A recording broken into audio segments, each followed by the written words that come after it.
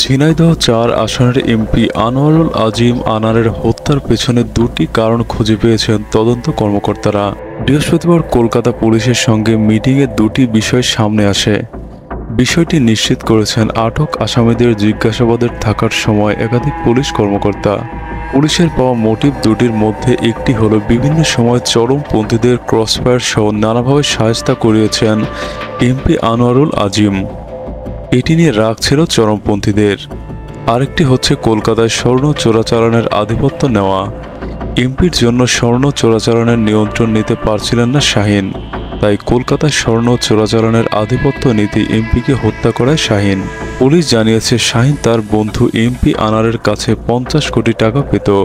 সেই টাকা সরকার দলীয় এই এমপি দিচ্ছিলেন না। কলকাতার বড় একটি স্বর্ণের পার্টির সঙ্গে মিটিং করানো হবে, এই কথা বলে শিমুল এমপি আনারকে কলকাতায় নিয়ে যায়। একজনের কাছে অনেক স্বর্ণের বিস্কিট আছে, এই কথা বললে এমপি আনার সেখানে যেতে রাজি হন।